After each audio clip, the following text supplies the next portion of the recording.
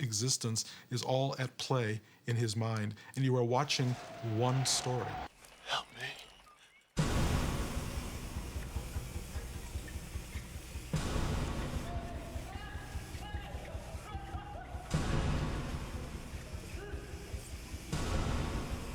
Jacob's Ladder is quite simply the story of a man who is killed in Vietnam. And the opening of the movie is real time. And these men erupt in a drug-induced psychosis and end up killing each other. And Jacob is bayoneted. And from the moment he is bayoneted, you begin this journey into death. And what happens in that journey is the mind goes through this extraordinary kind of dissolution and attempt at discovery of what is going on. Of freedom and liberation. The great adventures of all time take you into the underworld, into the unseen, into the places you can't go. When you're in the dark, what you see is not outside you, it's inside you.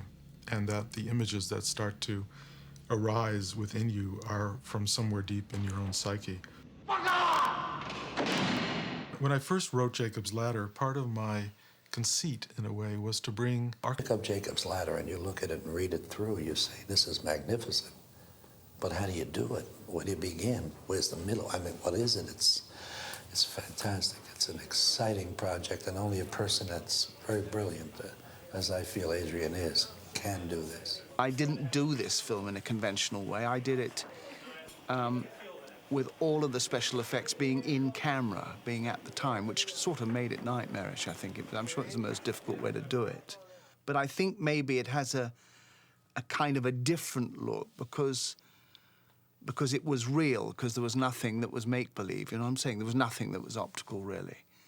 You know, so we had things that had to shake, you know, and I was doing effects within the camera. I was turning over, for example, at 4 frames rather than 24 frames and getting actors to kind of wave their head around. And we kind of started to call it Vibro Man. And when you blurred it in whatever way one used, it suddenly, you couldn't see it clearly, so there was a sense of maybe what you weren't seeing was awful, was worse than what you were seeing. Do you see what I'm saying? So your imagination had to fill in the hole. Get him in the face, right? So whenever he moved, the camera moved with him. It was attached to him. So it gives a very disorientating and weird effect. She's having sex with the devil, really. I mean, that's what it was meant to be. And it was tough to do. I mean, just mechanically to make all of those elements come together was difficult. And one of the things that helped was the lighting. We used strobe lighting, so not quite sure what you're seeing, whether you missed something.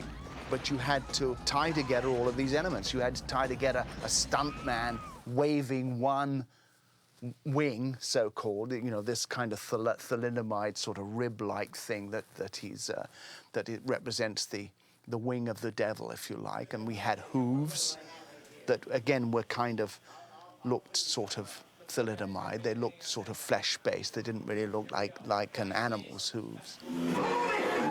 Elizabeth was concerned about this particular scene, you know, where she's having sex with the devil, and she wanted whoever was potentially going to be the devil, she wanted it to be a friend, you know, so that whoever was doing the bumping and grinding would be somebody at least that she knew. The culmination, if you like, the orgasm, if you like, of that sequence is that a horn comes out of her mouth. Speaking of that, my God, all these things. Gordon has as many horns as packets of Challenger. We did it in 2 ways, really. We did it so that we started off the suggestion of a horn with her actually having one in her mouth, having kind of like a tiny one, like the rest was down her throat. And then we used a model very quickly, very briefly, for the actual shooting out of the horn at the end. And because it's so quick, you really don't understand that bit is a model, and what you saw before was her for real.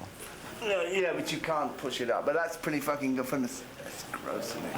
Jesus Christ. But with the strobe and shit, it should be out there. Yeah. Should be out there. Should be out there. Well, let's do it. Fuck it.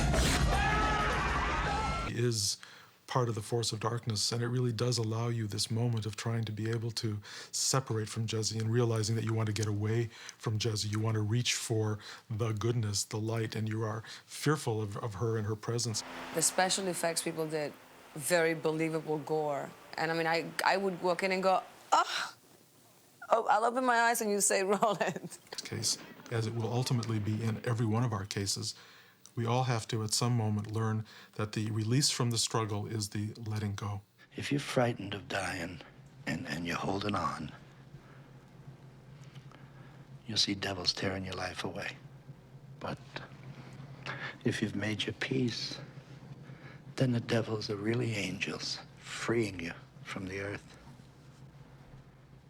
It's just a matter of how you look at it, that's all. Well, Danny Aiello, in the end, I think, is the only person that Jacob can rely on, really. The only one in his corner, if you like. They wanted a drug that increased aggressive tendencies. It was also the extension of that scene, which was that he could give him an antidote for the drug. It's really, in a way, is the finale of the movie. It's the kind of crescendo to the movie.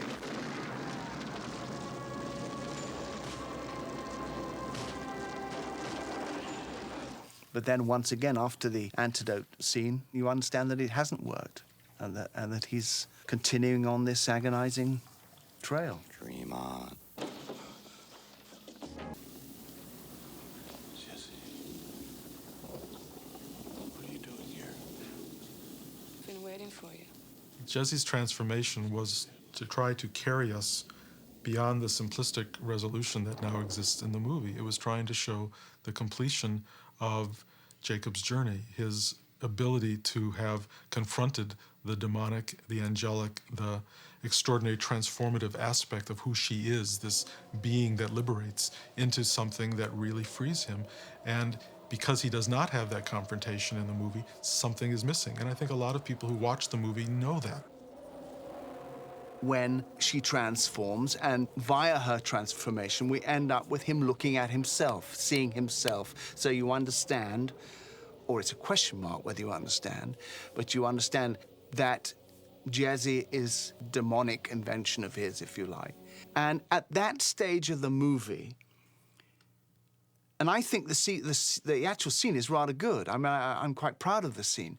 But I think that at the end of the movie, when we have seen Jacob go through hell piled upon hell, or like Job almost, this poor man, that by the time you got to that sequence, it felt like it was one step too many, that we'd seen him agonize one time too many. And indeed, when we had the scene in the movie, and we showed, I showed it to an audience. I mean, they came out of the movie catatonic. I mean, really, like, barely move. The reason Gabe emerged in this movie was that the studio was that presumably the person who had been in heaven or wherever this place would be would have a kind of an insight that the person visiting or the person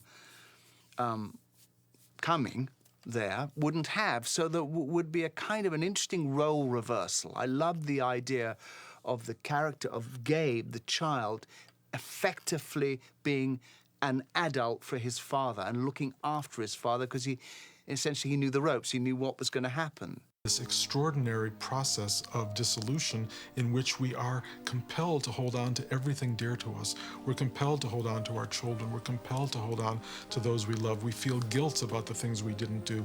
We feel the pull of this dark force coming at us, and we don't want to go to it. There's great denial in our struggle, in our death struggle, in our movement out of our bodies, out of our familiarity, out of our breath, out of our mind, out of our personality. It's a hard leap to make. I've had a lot of people write to me about the film. I had somebody with an AIDS society saying, can I use imagery from within the film because